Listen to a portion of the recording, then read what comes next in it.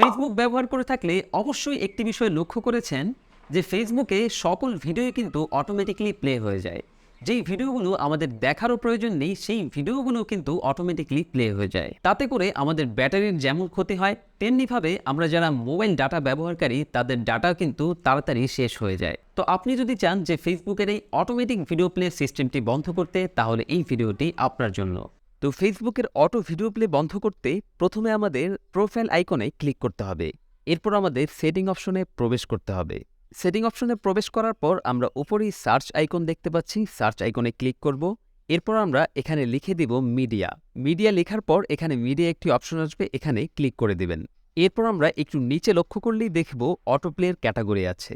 এখানে তিনটি অপশন আছে, একটি হচ্ছে on mobile data and wifi, যেটা অলরেডি আমার ফোনে চালু থাকায় আমার ফোনে কিন্তু ডাটা এবং ওয়াইফাই দিয়ে অটোমেটিকলি যে কোনো ভিডিওই প্লে হয়ে যায়। আর নিচে যে অপশনটি আছে এটা হচ্ছে ওয়ান ওয়াইফাই অনলি, মানে আপনার যখন শুধুমাত্র ওয়াইফাই কানেকশন থাকবে তখনই শুধুমাত্র আপনার ফেসবুকের ভিডিওগুলো অটো প্লে হবে। আর একদম নিচে যে অপশন দেখতে পাচ্ছি সেটা হচ্ছে নেভার অটো প্লে ভিডিও। এই অপশনটিতে ক্লিক করলেই আপনার ফেসবুকে কোনো ধরনের ভিডিও অটোমেটিকলি প্লে হবে না। তো এখান থেকে আমি নেভার অটো প্লে ভিডিওতে ক্লিক করে দিব। ক্লিক করলে ব্যাকে চলে গেলে এখন আমরা যদি দেখি তাহলে আমরা দেখব আমাদের ফেসবুকে কোনো ধরনের কোনো রকম ভিডিওই অটো প্লে হচ্ছে না। তো এভাবেই খুব সহজেই আপনার ফেসবুকে অটো ভিডিও প্লে মোডটি অফ করতে পারবেন। তো এই ছিল আজকের ভিডিও। ভিডিওটি যদি ভালো লেগে থাকে তাহলে অবশ্যই ভিডিওতে একটি লাইক দেবেন, শেয়ার করবেন এবং চ্যানেলটি সাবস্ক্রাইব করে পাশে থাকা বেল আইকনটিতে ক্লিক করে রাখবেন। পরবর্তী ভিডিও দেখার আমন্ত্রণ জানিয়ে আজকে এখানেই শেষ করছি।